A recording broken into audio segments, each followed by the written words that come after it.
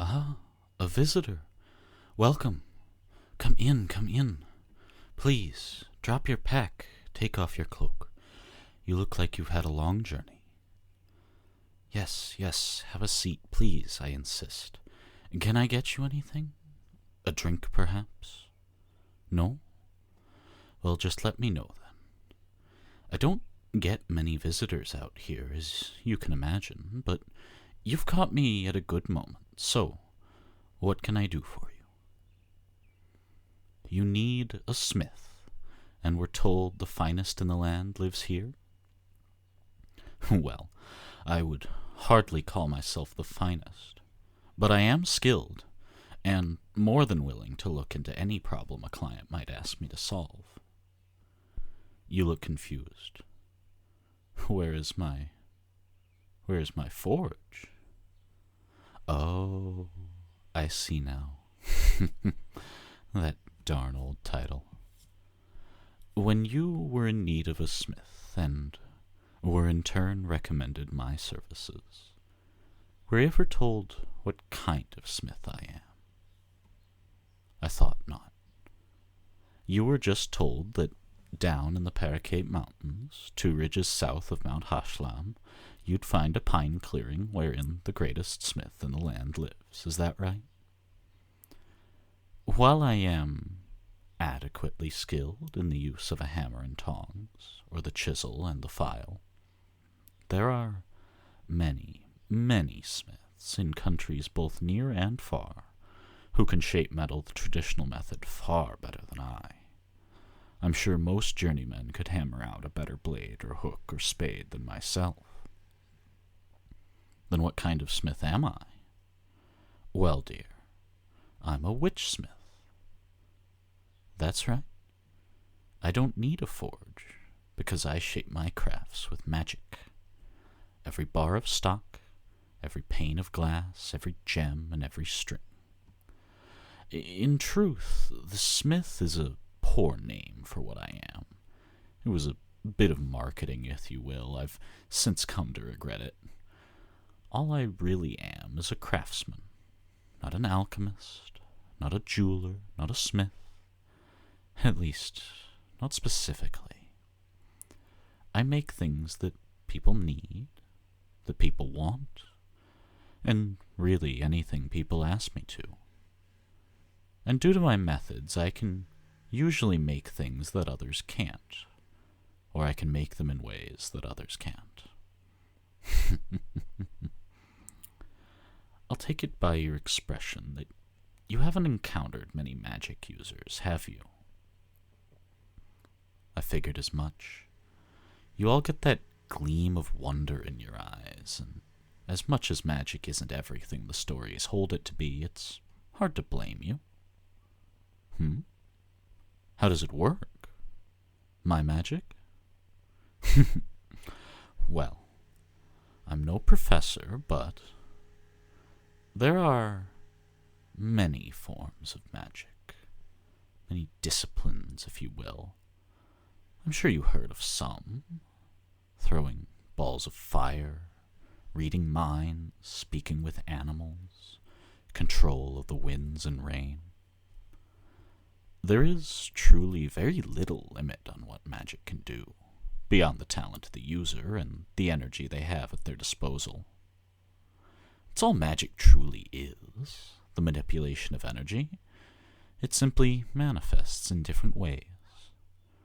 A war mage casting fire is manipulating energy in order to pull flammable chemicals from the air or surroundings, and then lighting them with that same energy.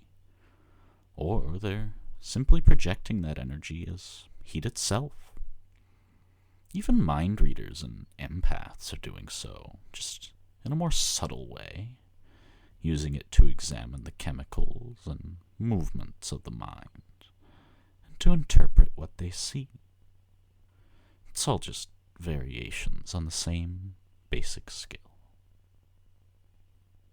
Can I read your mind? Oh, heavens, no. Don't worry. You're at no risk of sharing secrets with me. That's another key limitation. Every magic user has their own talent, shall we say, their own attunement, their own way of manipulating energy that they work best in. I could, if I concentrated very hard, and you gave me enough time, make a few flames, or even a spark of lightning. But I'm not good with foodstuffs. I think it's the inherent water content, and I'm utterly hopeless with anything involving the mind or body. I can't heal a scratch, let alone anything bigger.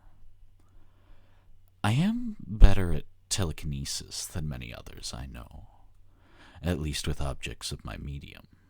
But if you need to throw something across the continent, you're much better off finding a wind mage.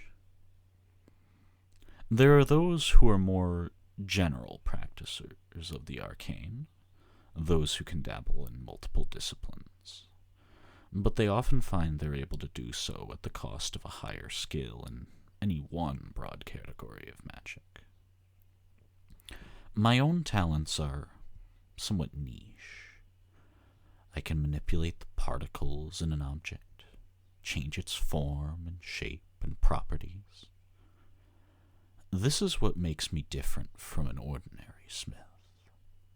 When a normal smith wishes to shape a block of steel, they have to change its crystal structure when they heat it, when they hammer it, and when they quench it.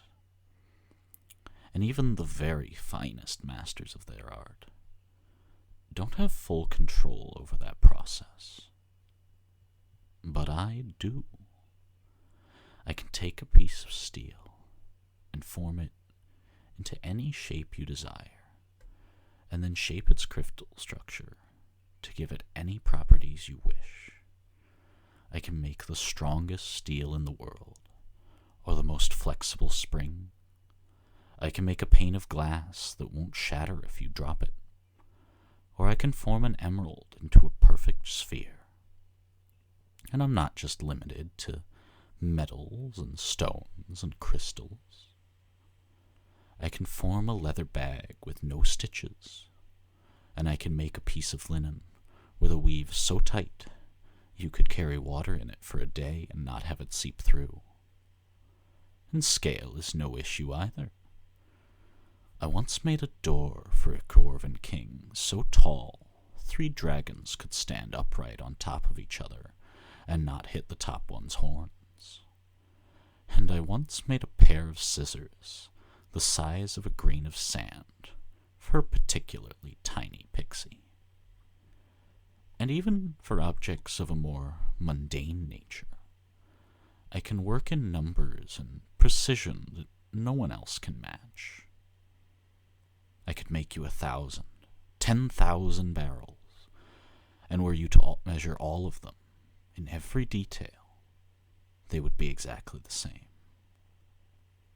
And I could do it all, well, quickly is a relative term. It would take some time, but I guarantee I could do it orders of magnitude faster than any normal cooper. Now, you have made it clear that you were recommended my services, and that means you have something for me to make, correct? Very good. Then perhaps it would be best if we began our introductions again. What is your name, dear? A wonderful name. You can call me Peridot. Why that name? Well, it's my birthstone, and I'm rather fond of its pale green. I've got a few chunks of it on my staff. It's not as good an energy storage as diamond. The pure carbon crystal is just a better reservoir. But it does well enough, and I've got a hunk of diamond on there too. But let's not get ahead of ourselves. So, we're introduced. Now what is it that you would like me to make? A sword?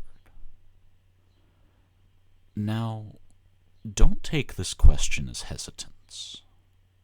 If you truly need, or want a sword, then I can make you a fine one.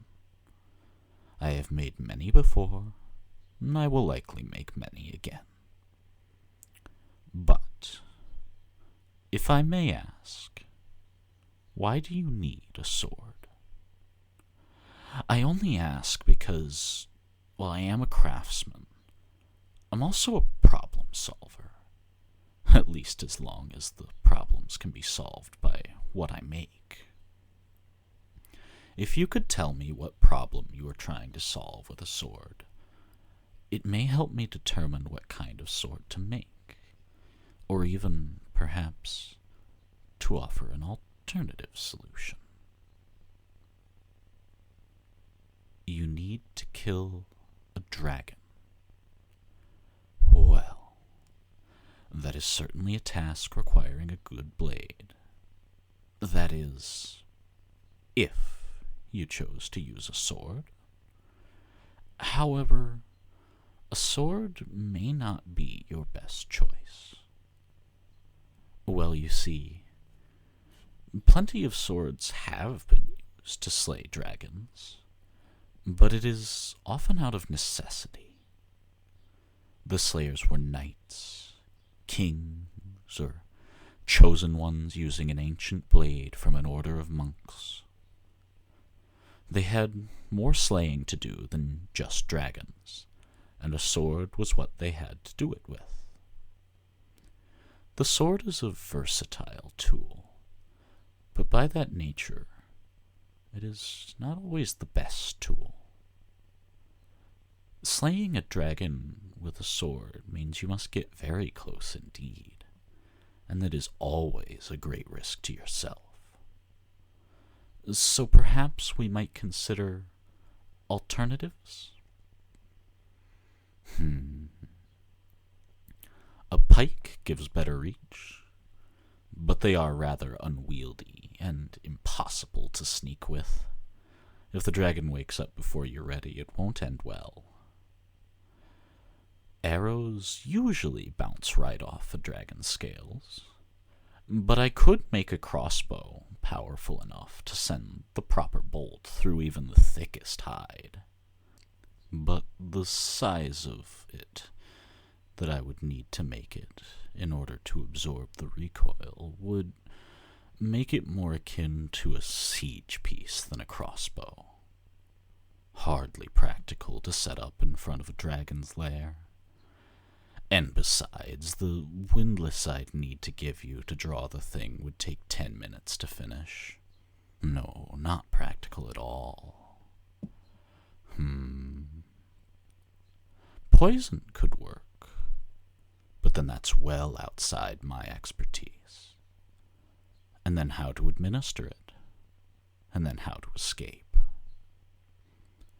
I could make you a suit of armor that resists a dragon's flames. But no suit of armor I could make you is going to stop the dragon from being able to simply step on you. Oh, dear, my apologies. These are rather dark subjects we've stumbled on. But open combat with a dragon is hardly easy business.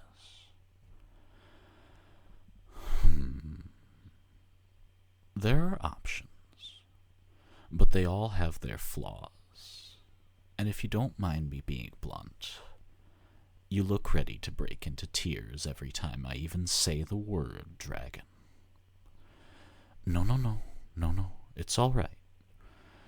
That's hardly an unreasonable reaction to the prospect of fighting a dragon. But perhaps we should consider a different path? If you would permit me to ask yet another question. Why do you need to kill this dragon? Because your duke told you to. And why does the duke need this dragon dead? Because the dragon broke into his palace and stole a gilded music box. Well, that does sound like dragon behavior. And he wants the box back, I presume. Yes, I see. And why do you want to do it for him?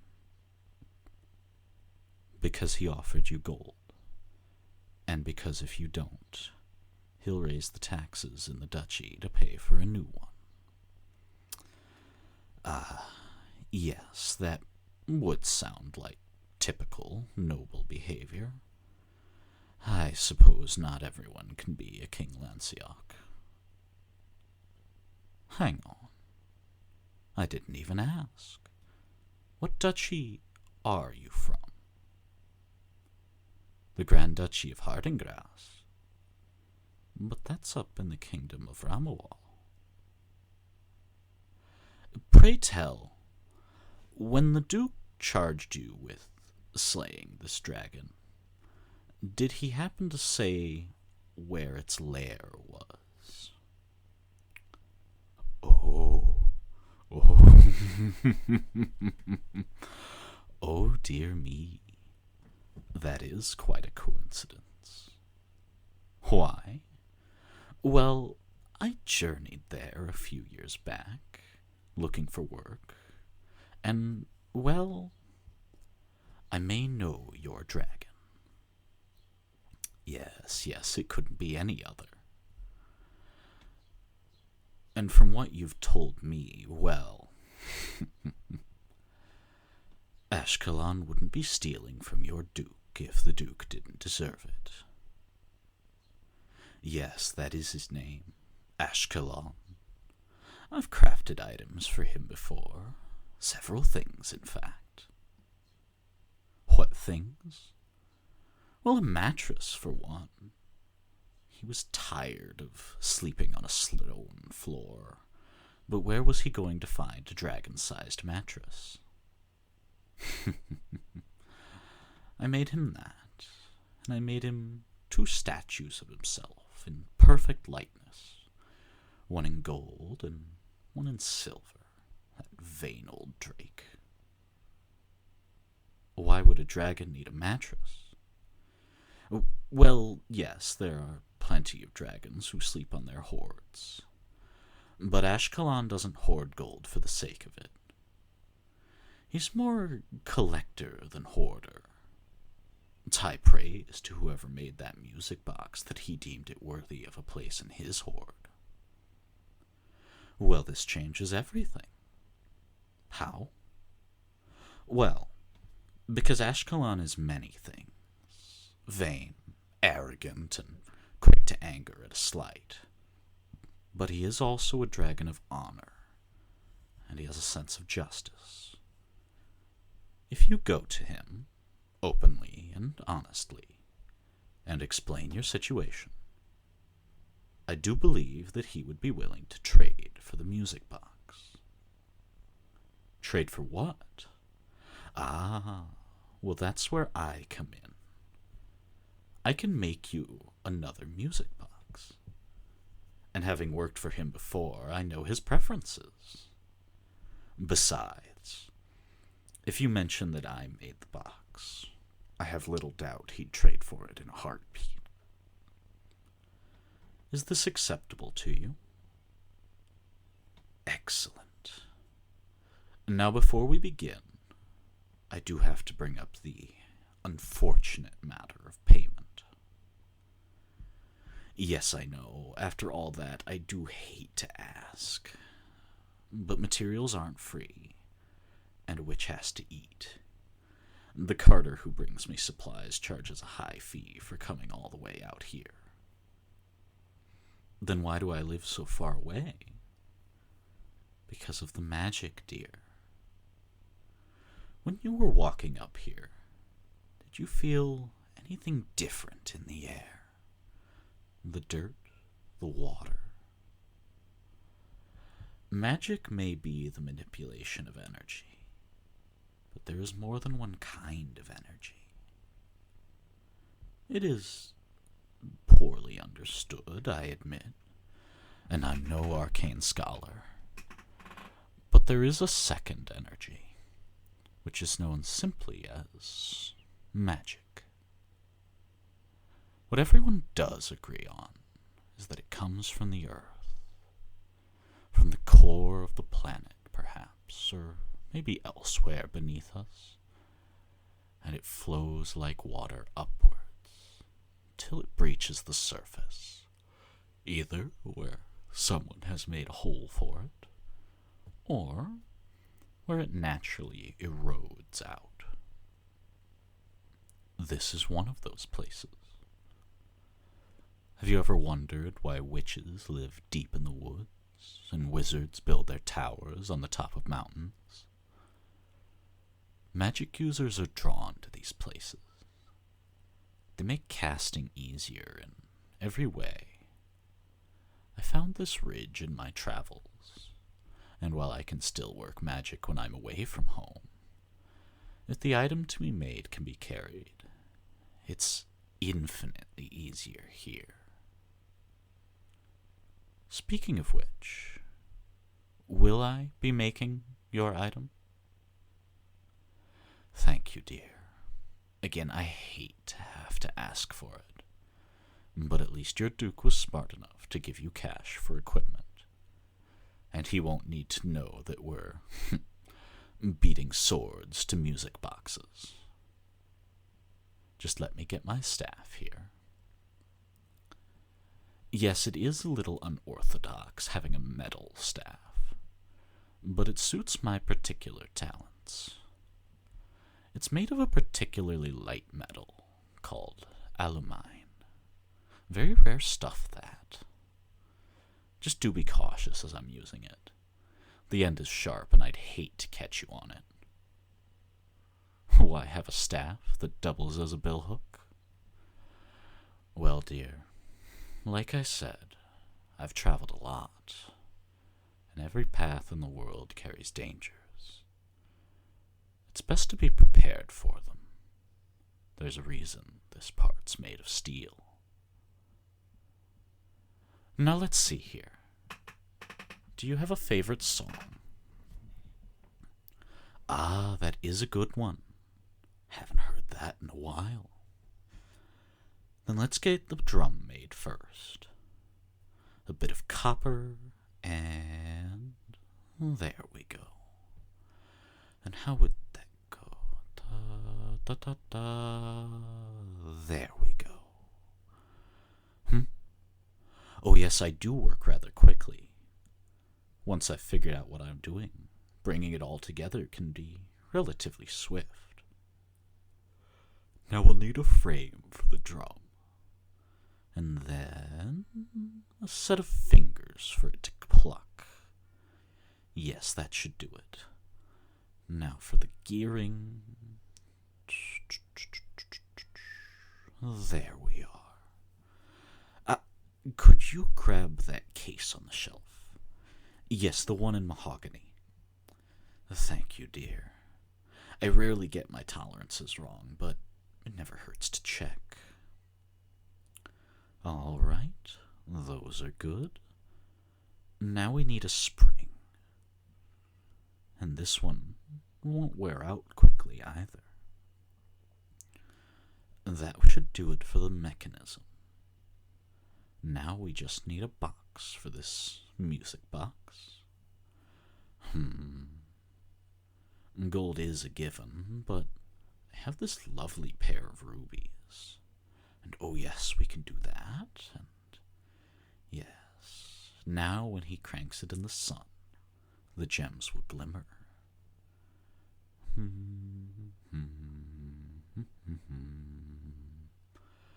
And there we are.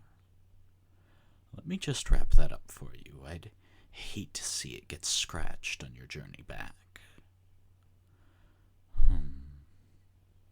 Yes? Oh. Well, it's just that you've gotten what you came for, but it feels wrong to just give you the music box and have you be on your way. Yes, I know you need to get off to Ashkelon, but well, it's been a very pleasant session, and not all my clients are nearly so polite. And well, I'd like to give you something for all the trouble you've gone through. Oh, I assure you, it's no trouble on my part. Certainly not for one as cute as you. I know. What if I gave you that sword you were looking for? Well, yes, you don't need to kill Ashkelon now. But, well, there are more dangers in this world than just dragons, and you have a long road yet to travel. I'd hate to see one as pretty as you struck down by a bandit or a wolf. No, no, I won't hear any pushback. I've decided you will have a sword. Well, let's see here. You'll need a strong steel, which won't dull easily, and preferably won't rust. Can I have a look at you for a moment? Thank you, dear. Yes, we won't want a large blade. Maybe an arming sword. Good all-rounder. Can use with one hand. You don't strike me as being one for guilt and glamour, so I don't think we'll go in for the golden hilt, but maybe yes. How about a bit of brass inlay on the crossguard and a leather-wrapped hilt? Yes, good, and I've got it. I'll put a little gem of peridot on each side of the crossguard. Does that sound nice? Wonderful, dear. Just a few moments, then. And here we are, with a scabbard of maroon leather to go with. Oh dear, there's no need to thank me. If anything, I should be thanking you. I've been up in my cabin here for a while now, and I really ought to get out to the world again. Stretch my legs and bring my skills to those who need them. But on that note, you should be getting back to those who need you. So please, take care and be careful on the roads at night. Oh, and one more thing. When you go to Ashkelon, leave that sword at the door. It will go so much better for you.